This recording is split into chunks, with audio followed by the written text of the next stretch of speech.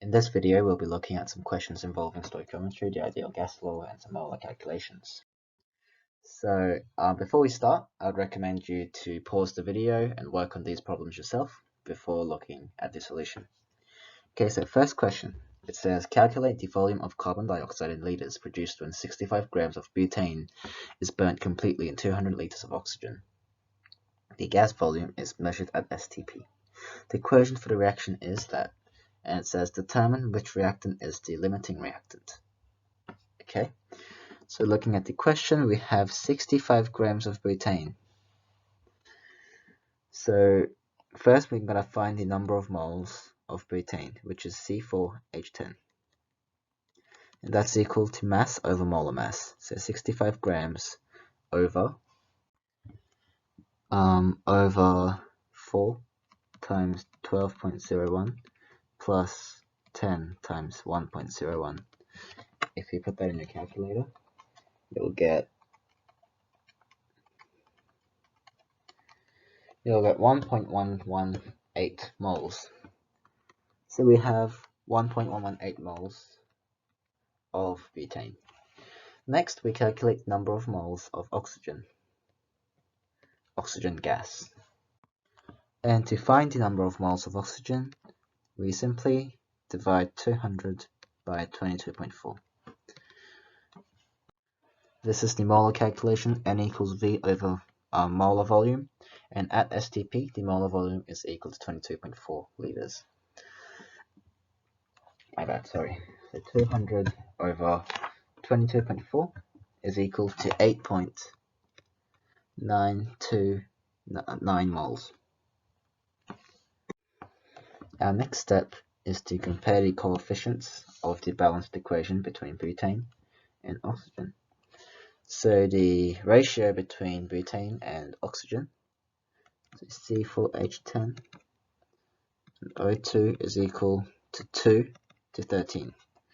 So this means that 2 moles of butane reacts with 13 moles of oxygen. If we simplify that down, that will be 1 to 6.5.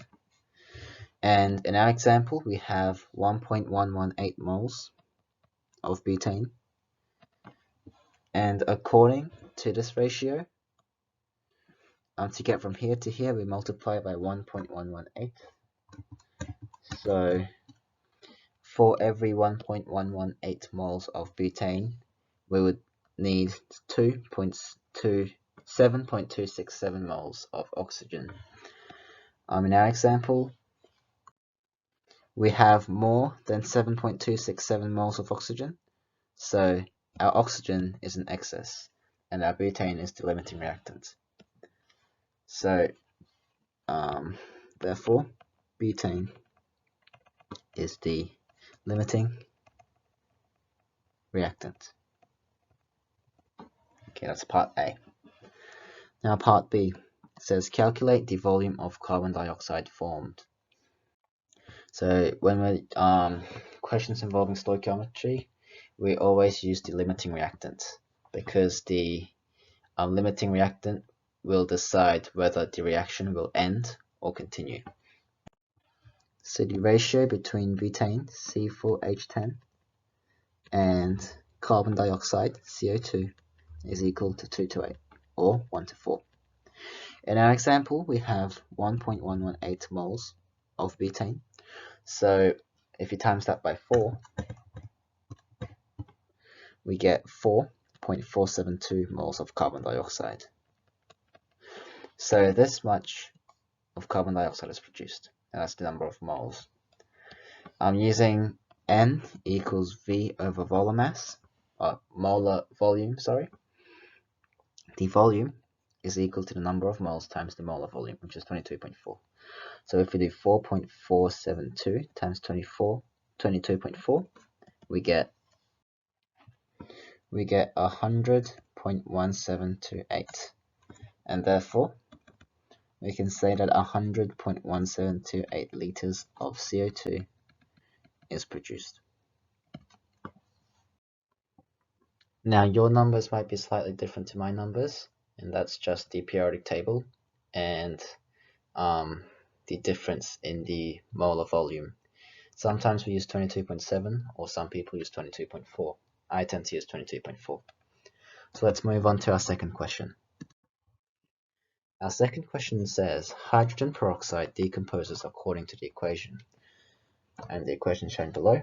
Calculate the volume of oxygen collected at 30 degrees and 91 kilopascals that is produced when 10 grams of hydrogen peroxide decomposes. So we're given the mass of hydrogen peroxide.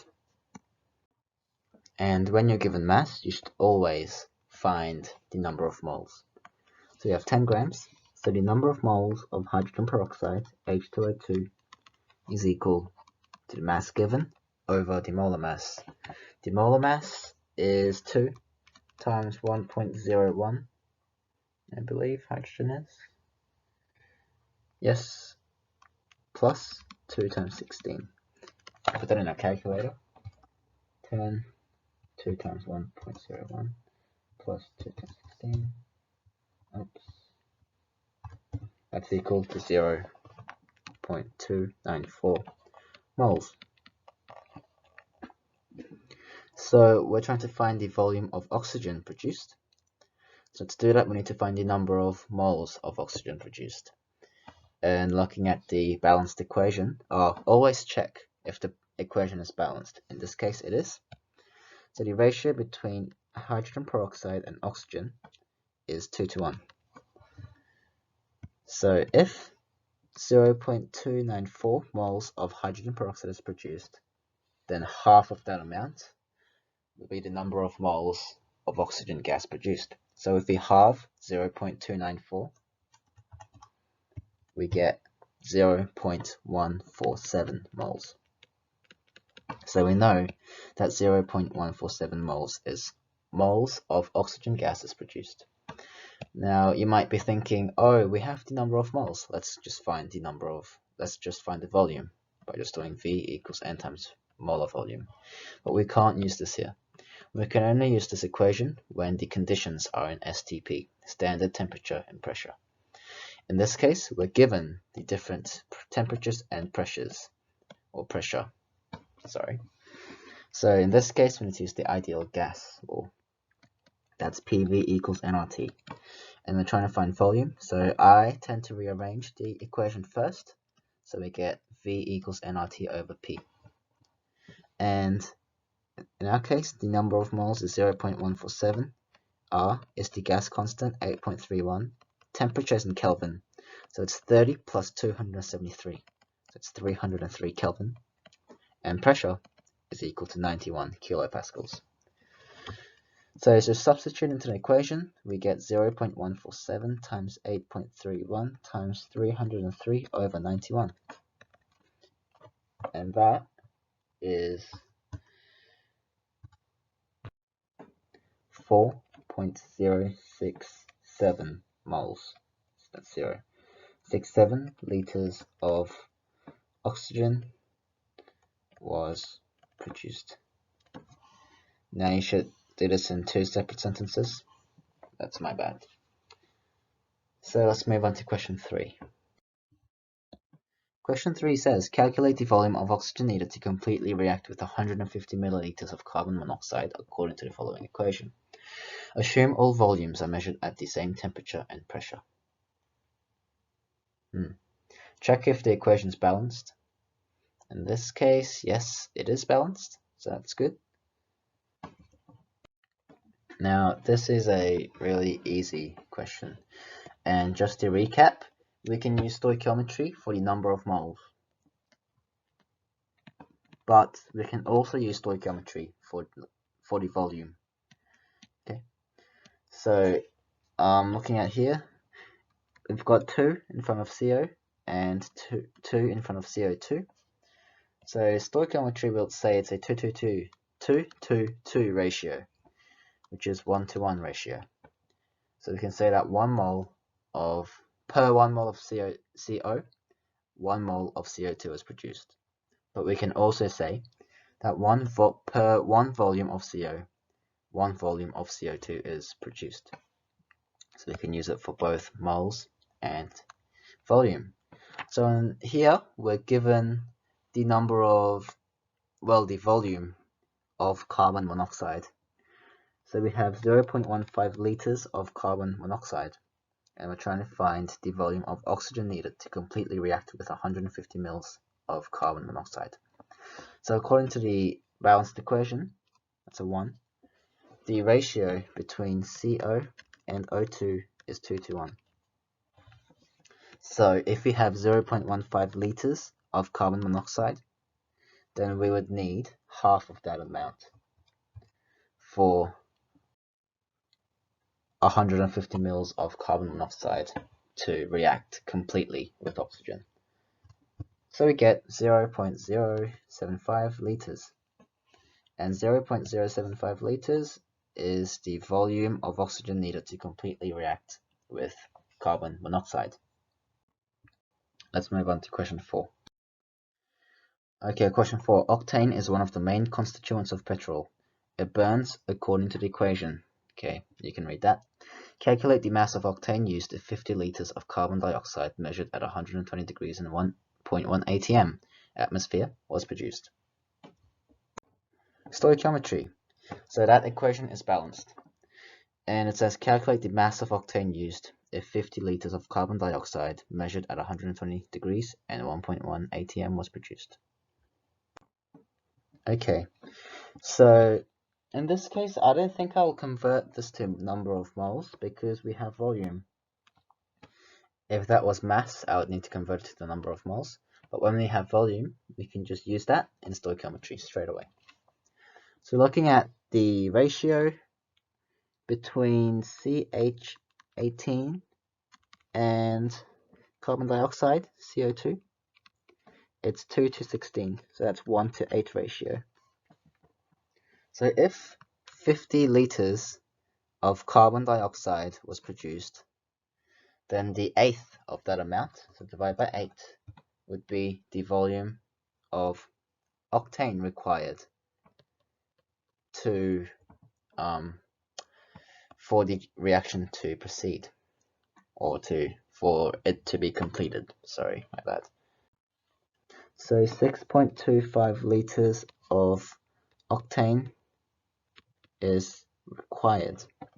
Now we need to find the mass of that, and to do that we need to use the ideal gas law, because we're given temperature, pressure, and the other stuff, which is number of moles. Oh, sorry, volume. So PV, that's right. So PV is equal to nRT, and so number of moles is equal to pressure times volume over RT. We'll go straight away. Pressure is equal to 1.1 atm, and 1 atm is equal to 101.325 kilopascals, so it times that by 101.325, times volume, which is 6.25, and that over 8.31. 120 degrees in Kelvin is equal to 393. If we put that in our calculator, we get 0.213 moles. So that's the amount, well, number of moles of octane used.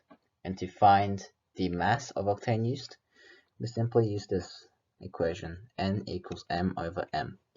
So mass is equal to number of moles times molar mass.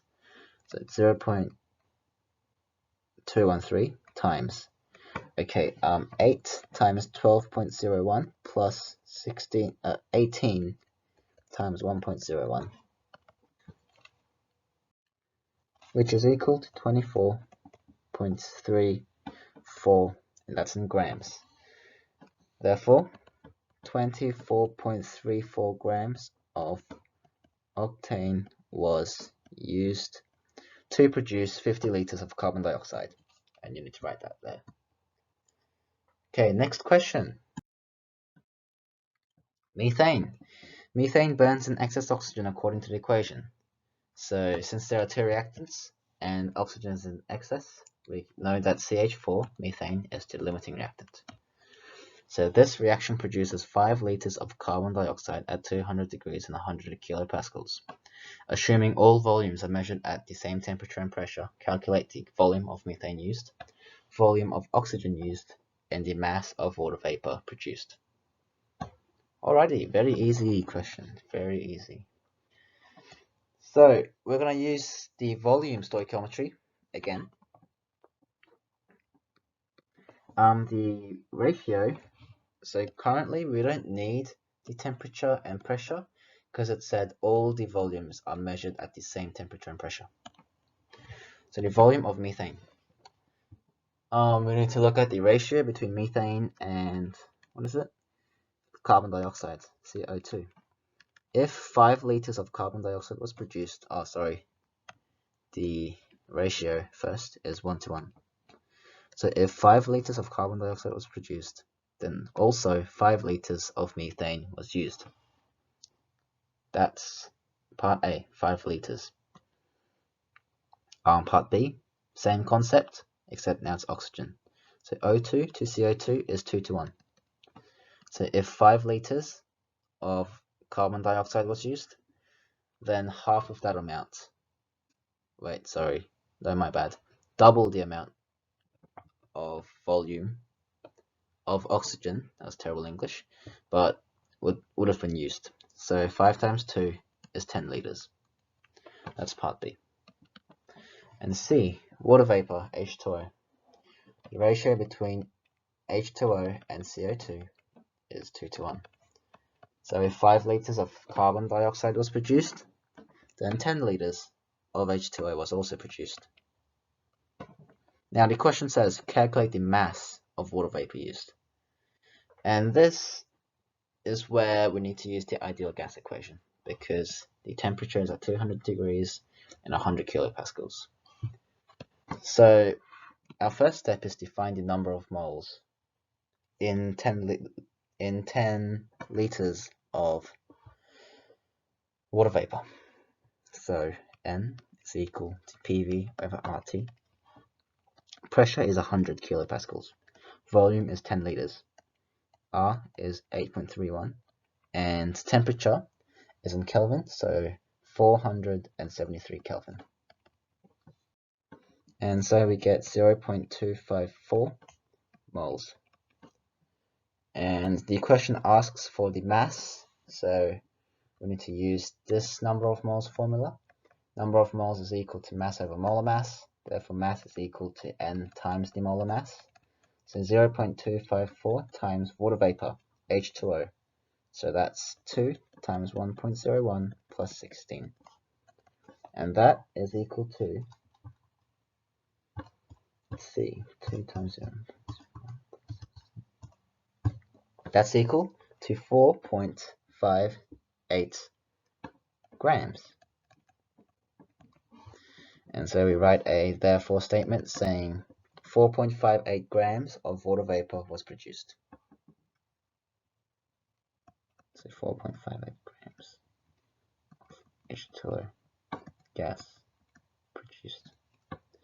Alright, let's move on to our last question.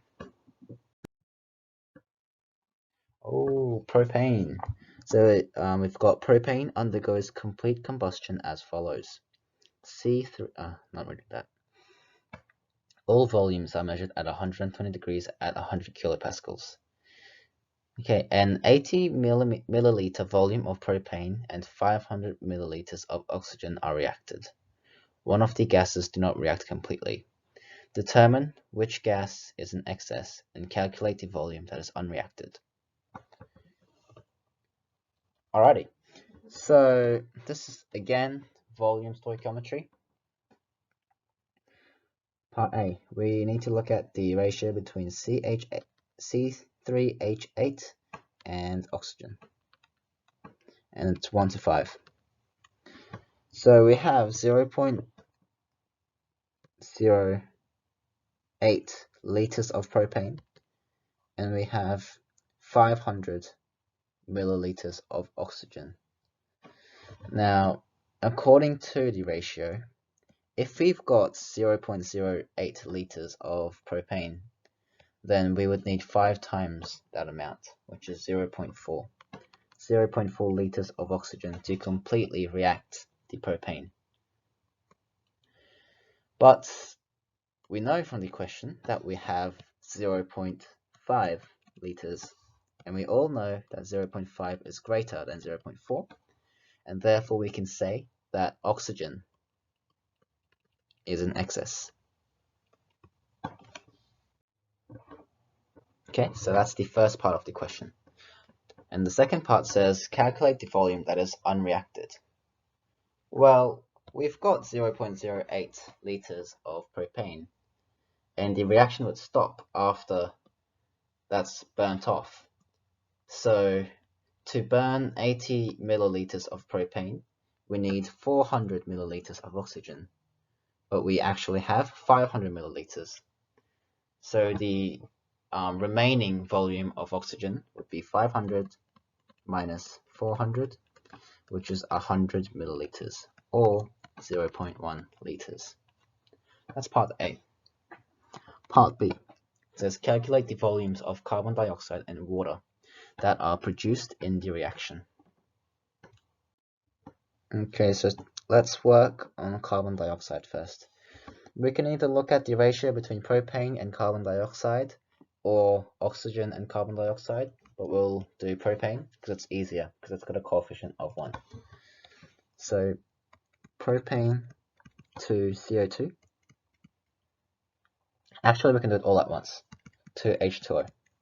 That is 1 to 3 to 4, because we've got 1 here, 3, and 4 there.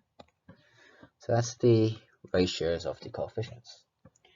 If we've got 0.08 liters of propane, then 3 times that amount, which is 0.24 liters of carbon dioxide, will be produced, and 4 times the amount or the volume of propane will be produced for water. So we get 0.08 times 4, which is equal to 0.32. Therefore, 0.24 liters of CO2 is produced, and 0.32 liters of H2O is produced. And part C says calculate the change in total volume of all the gases that has occurred as a result of the reaction. Alrighty, so we've got to find the total volume of propane and oxygen and compare that to the total volume of CO2 and H2O. Well, that's easy because we have the volume of propane, the volume of oxygen, the volume of CO2, and the volume of H2O. So the volume of C3H8 plus O2 is equal to 0.48 liters, and the volume of CO2 plus H2O is equal to 0.56. So to find the change in total volume, we find the difference between these two, which is equal to 0.8. Oh no, 0.08, sorry. So the difference in volume, that's delta V, is equal to 0.08 liters, or 80 milliliters. Notice here how we didn't even use temperature in this question. So for some questions, we don't need to use the ideal gas equation. These pieces of information are there to just trick you. So just be aware of those. And I think that's the end of our video, and I hope that now you know how to do stoichiometry questions involving the ideal gas equation.